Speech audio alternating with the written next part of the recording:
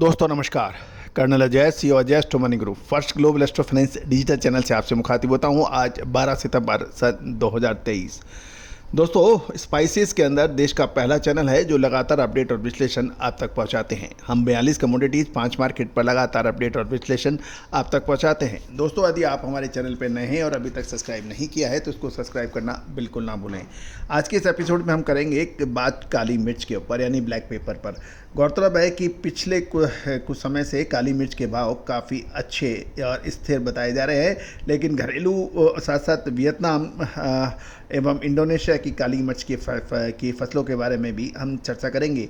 दोस्तों खबर निकल के आ रही है कि पिछले कुछ सप्ताह से काली मिर्च के भाव अच्छे मजबूत चल रहे हैं, क्योंकि अगला उत्पादन घटने की आशंका से व्यापारी व कुछ डीलर्स ने अच्छी खरीद कर बेहतर स्टॉक बनाने का प्रयास किया गया है। गौरतलब है कि कर्नाटक और केरल, जो कि काली मिर्च के प्रमुख दो उत्पादक राज्य माने जाते हैं, वहाँ पर बारिश की अनियमितता और अनिश्चितता के कारण काली मिर्च की लताओं में दाने लगने में देर हो गई है और उसका ठीक ढंग से विकास नहीं हो पाया है।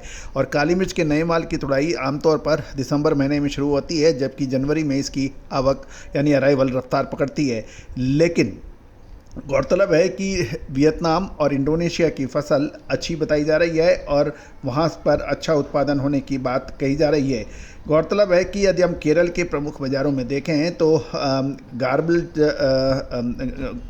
के भाव 65,500 रुपये टन और बिना गार्बल के लिए 63,500 रुपये प्रति टन के भाव बताए जा रहे हैं। कर्नाटक के प्रमुख बाजार चिकमंगलुरु और कुशलनगर में भी भाव स्थिर बताए जा रहे हैं। काली मिर्च का उत्पादन राज्य केरल और कर्नाटक में अच्छी बरसात होने के भी समाचार हैं। इससे फसल की स्थिति अब सुधार हो सकती है। दोस्तों हम वियतनाम की बात करें तो वियतनाम में काली मिर्च की कीमतें VND 70,500 और 73,500 प्रति किलोग्राम के बीच में बताई गई है, जो कि पिछले सत्र से स्थिर बताई जा रही है। दूसरी ओर इंडोनेशिया का फसल पूरी हो चुकी है और वहाँ पर एडवर्स कंडीशंस के कारण सितंबर के मध्य में सामान्य से 15 दिन पहले समाप्त होने के समाचार मिल रहे हैं। कुछ विश्लेषक ये भी कह रहे हैं कि मौसम संबंधी विसंगतियों के परिणाम स्वरूप इंडोनेशिया की फसल में कुछ कमी हो सकती है।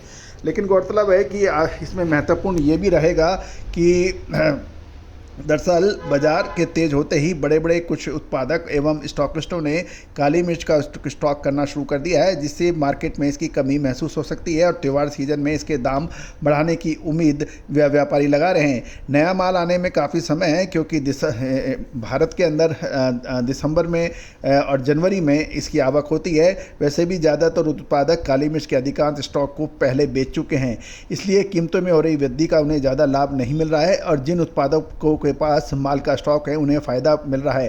कीमतों में तेज़ी से विदेशी माल के आयात बढ़ने की संभावना थोड़ी कम हो गई है।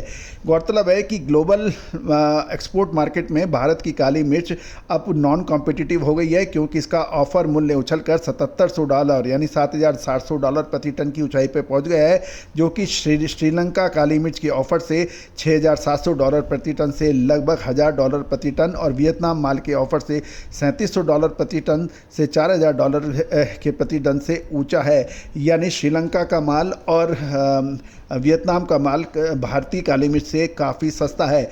लेकिन ये भी ध्यान देने वाली बात है कि भारतीय काली मिर्च की क्वालिटी बहुत अच्छी होती है और इसलिए इसका दाम श्रीलंका और वियतनाम के मुकाबले ऊंचा माना जाता है। लेकिन वर्तमान समय में दोनों की वियतनाम और श्रीलंका की काली मिर्च और भारतीय काली मिर्च के बीच में मूल्यों का इतना अंतर अधिक बढ़ गया है कि विदेशी खरीदारों को इसका आयात पर अब सोचना पड़ेगा। दोस्तों कुछ बड़े एक्सपोर्टर्स का ये भी कहना है कि जीरा व हल्दी के दामों को तेज़ी से बढ़ा रहे कुछ व्यापारी और ग्रुप भी इसमें अब काली मिर्च की ओर बढ़ रहे हैं। गौरतलब है कि श्रीलंका से काली मिर्च के आयात को बढ़ावा मिल सकता है यदि भारतीय काली मिर्च के दाम लगातार बढ़े तो।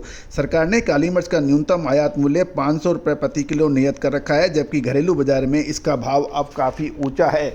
तो लेकिन ये भी एक सोचने वाली बात है कि श्रीलंका से अक्सर माल चोरी छिपे भी कभी कभी बाज़ारों में काफ़ी आता है। तो दोस्तों काली मिर्च, लाल मिर्च, छोटी इलायची, बड़ी इलायची, जीरा, धनिया, हल्दी, इसके अलावा लौंग, मेथी, अजवाइन, इन सभी पर विशेष रिपोर्ट के लिए आप संपर्क कर सकते हैं।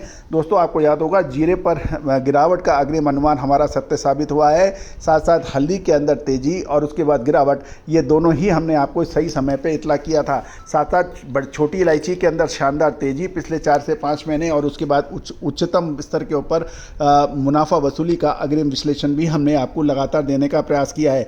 साथ साथ बड़ी इलायची के अंदर भी लगभग 3 महीने पहले आपको अपडेट दिया था और उसके बाद में शानदार तेजी बड़ी इलायची में भी दर्ज हुई।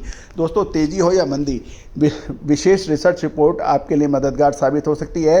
तेजी आने के बाद यदि आप माल खरीदते हैं तो अक्सर परेशानियां बढ़ सकती हैं। निचले स्तर पर माल खरीदना, ऊंचे पे माल बेचना, यही व्यापार की फितरत होती है। All the very best, good luck, happy trading.